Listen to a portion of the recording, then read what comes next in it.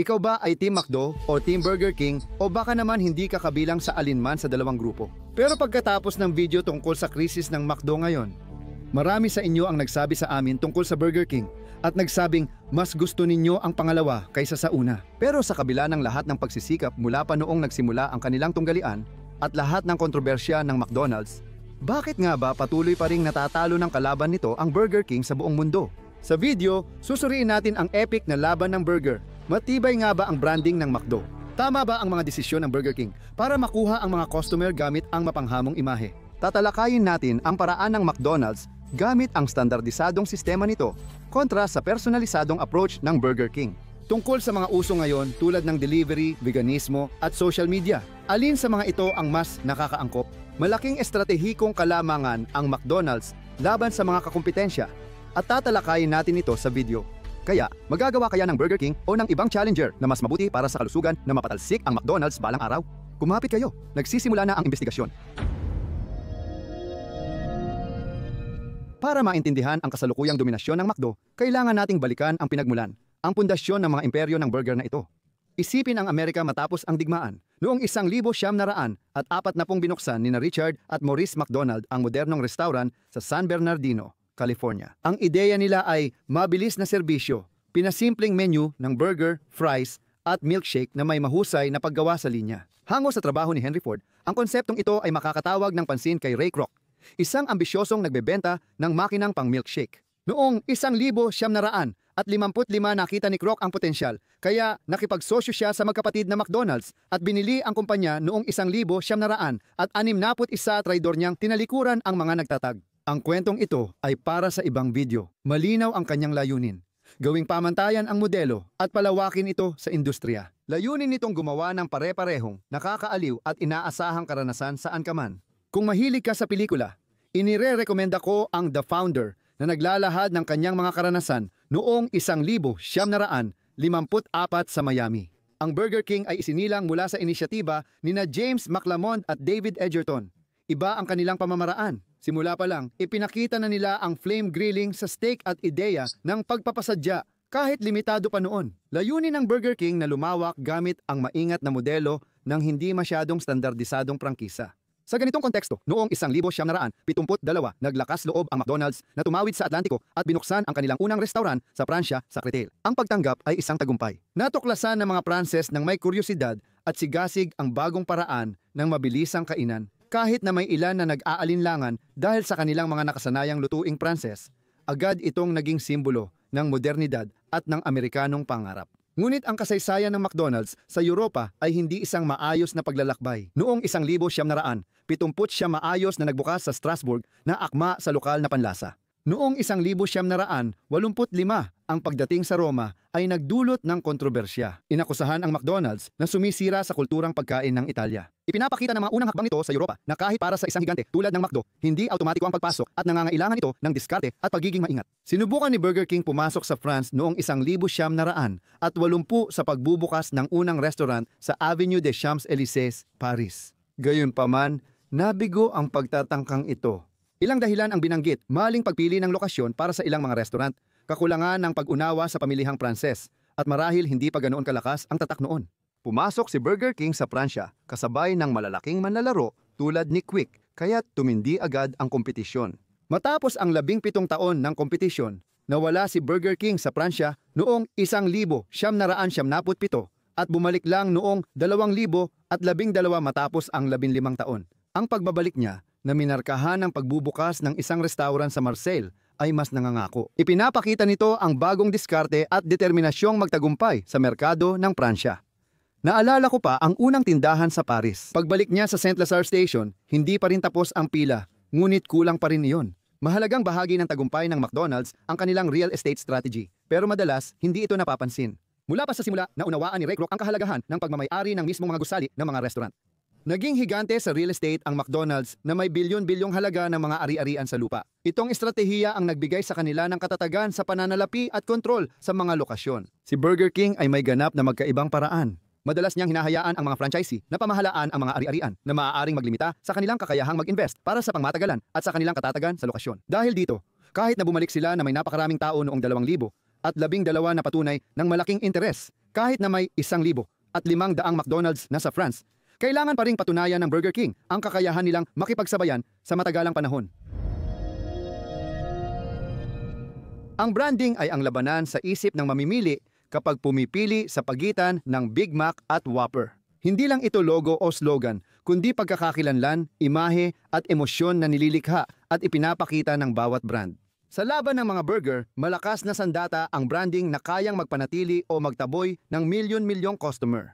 Sa pagdaan ng dekada, si McDonald ay naging simbolo ng kapangyarihan. Ang gintong arko ay naging pandaigdigang simbolo ng fast food at madaling makilala saan man. Ang slogan na "I'm loving it" na inilunsad noong 2003 ay naging pandaigdigang hit na simple, positibo at madaling tandaan. Pinagyaman ng McDo ang isang imahe ng pagiging pamilyar at nakakaaliw. Isang lugar kung saan pwedeng pumunta ang pamilya, mga kaibigan, nang hindi nauubos ang pera. Sa Pransya, ginamit nila ang lokal na tema sa McCafe para magbigay ng mas European at maginhawang karanasan. Mga produktong gaya ng McBaguette, pagpupugay sa tradisyong Pranses. Mag-ingat, kahit McDonald's nagkamali sa branding noong 2018 sa United Kingdom. Isang patalastas tungkol sa batang binanggit ang yumaong ama para sa fillet of fish ang naging kontrobersyal. Tinanggal ito sa Pransya noong 2013 dahil sa pagiging malas at oportunista. Itinuturing na hindi tugma sa realidad ang slogan na "Venez comme vous êtes." Nagkaroon din ng malaking kapalpakan ang Luxury Arch. Noong siyam napuds ang burger na ito ay para sa adult at sopistikadong customer, ngunit nabigo ito sa negosyo. Matinding patunay na kahit ang McDonald's ay maaaring magkamali sa inaasahan ng kanilang mga customer. Ang lakas nila ay nasa kakayahan nilang bumangon at mag-adapt sa mga isyong pangkalikasan. Nagbukas sila ng carbon-neutral na restaurant sa Sweden bilang senyales para sa mga eco-friendly na consumer. Sa United Kingdom, pinalawak nila ang vegetarian options dahil sa tumataas na demand sa alternative na pagkain. Ipinapakita nito na kahit minsan pare-pareho ang tingin sa kanila, kaya nilang makisabay sa panahon at itama ang pagkakamali. Si Burger King ay kilala sa mas mapangahas, mas pang-adulto, at minsang bastos na branding. Noong 2012 ang kampanya nila sa France ay nakatuon sa mapanuksong humor at paglabag sa norms gamit ang slogan na "Bumalik na ang King, natatakot ang mga clown." Si Ronald McDonald ng McDo ang tinutukoy dito. Pero ang ganitong estratehiya ng pang-aasar ay may hangganan din. May ilang kampanya ng Burger King na itinuring na hindi maganda o minsan pa nga ay nakakasama pa. Isa na dito ang kampanyang Whopper Sacrifice noong 2009 kung saan hinihikayat ang mga tao na i-unfriend ang kanilang mga kaibigan sa Facebook kapalit ng libreng burger. Kahit na nagdulot ito ng malaking kontrobersya, pinatigil ng Facebook ang kampanya dahil nilalabag daw ng application ang mga patakaran ng paggamit ng platforma. Noong 2017 sa Belgium, nagkaroon ng kampanyang Botes Burger King na pilit sumabay sa balitang pampulitika. Pati na rin ang McWhopper, ang panandaliang alok ng kapayapaan kay McDonald noong 2015 ay hindi talaga nagpalakas sa imahe ng Burger King. Habang si McDo, kahit na may mga pagkakamali ay nananatiling may pagkakaugnay-ugnay, si Burger King naman ay minsan nagbibigay ng impresyon na siya ang laging pangalawa na kailangang atakihin ang nangunguna para lang mapansin. Ang kanilang branding na madalas nakatuon sa pagiging kakaiba at mapanghamon ay maaaring makaakit ng ilang partikular na kliyente, pero maaari ring malito o hindi magustuhan ng mas malawak at mas pamilyang audience sa laban ng branding. Si McDonald ay panalo dahil sa matibay, nakakaaliw at madaling iangkop na pagkakakilanlan kaya naabot ang marami. Doon sa kung saan si Burger King ay maaaring lumayo o mawalan ng ilang kliyente dahil sa pagiging mas radikal, pero may ilang mga kalamangan ang kumpanya na wala kay McDonald. Sa fast food, hindi lang laban sa lasa at branding, kundi lalo na sa epektibong operasyon. Si McDonald ay tunay na makina ng digmaan sa operasyon. Nagsisilbi sa milyon-milyong kliyente araw-araw ng mabilis at konsistente. Nagtrabaho ako sa McDo bilang estudyante at noon pa ay optimize na ang mga proseso. Pero alam kong mas gumanda pa ngayon. Isipin mo, isang Big Mac na bubuo sa 30 segundo at isa tuldok 5 milyong kliyente ang nasisilbihan araw-araw sa Pransya. Ang pagiging epektibo ay dahil sa standardisasyon sa lahat ng antas. Mula sa resipe, paghahanda, ayos ng kusina, hanggang pagsasanay ng tauhan. Pinag-isipan ang lahat para mapabilis ang serbisyo at iwasan ang pagkakamali. Ang standardisasyong ito ay tumutulong sa McDo na mapanatili ang mababang gastos, tiyak na kalidad at makapagsilbi sa maraming kliyente. May limitasyon at kahinaan ang sobra-sobrang standardisasyon. Noong 2014 nasangkot ang McDo sa iskandalo ng bulok na karne sa Alemanya. Ipinakita nito ang panganib ng komplikadong supply chain at hindi perpektong quality control. Bukod dito, maaaring mainis ang ilang customer dahil sa sobrang standardisasyon. Ang menu ng McDo ay karaniwang pareho at kakaunti lang ang maaaring baguhin, kaya limitado ang pagpipilian para sa gustong magbago. Pinili naman ni Burger King ang isang ibang operational na paraan gamit ang slogan na "Have it your way." Gawin mo ito sa sarili mong paraan. Layunin nitong akitin ang customer sa pamamagitan ng mas maraming pagpipilian at flexibility sa paggawa ng burger na patok sa France. Ang kakayahang pumili ng sariling mga sangkap at iangkop ang burger ayon sa sariling panlasa ay isang hindi matatawarang bentahe para kay Burger King. Ang problema dito ay ang ganitong uri ng personalisasyon ay may kaakibat na gastos sa operasyon at hindi maiiwasang pabagalin nito ang proseso ng paghahanda. Kailangang sanayin ang empleyado sa mas maraming kombinasyon, mas komplikado ang kusina at humahaba ang serbisyo. Bagamat dagdag para sa customer ang personalisasyon, malaking hamon ito sa lohistika ng Burger King. Ayon sa pag-aaral, mas matagal ang waiting time sa drive-in ng Burger King kaysa McDo, kaya sensitibo ito sa mga nagmamadaling customer. Kung nagtrabaho ka na sa Burger King o sa McDonald's, huwag kang mag-atubiling ibahagi ang iyong karanasan sa komento. Malaking tulong ito sa video na ito. Maraming salamat ng maaga. Pinili ng McDonald's ang bilis at epektibo sa malakihang operasyon kahit may kaunting sakripisyo sa pagpapasadya. At ang Burger King naman ay pinili ang kabalikaran sa pamamagitan ng pagbibigay diin sa pagpapasadya. Kahit na bumagal sila dahil dito, wala sa dalawang modelo ang perpekto. Pero sa isang industriya kung saan ang bilis ay isang mahalagang susi sa tagumpay, may operational na kalamangan ang McDonald's habang may kalamangan naman ang Burger King sa ibang aspeto. Para sa mga gustong may pagpipilian at kahit na may mga hamon na kinakaharap, magkaiba pa rin ang kanilang mga pinipili. Ang pagpapalawak ng dalawang higante ay naaapektuhan ng komplikadong salik na geopolitikal at kultural. Ang McDonald's, dahil sa malawak nitong presensya, ay madalas na itinuturing na simbolo ng kulturang Amerikano na maaaring magdulot ng magkakaibang reaksyon. Halimbawa, nagkaroon ng boycott sa ilang rehiyon dahil sa mga posisyong pampolitika ng maka-Israel. Nakaapekto rin minsan ang tensyon ng United States at China sa operasyon ng McDo roon. Nabanggit ko ito sa video na sinusuri kung paano napalitan ng lokal na brand ang mga Amerikanong brand sa China.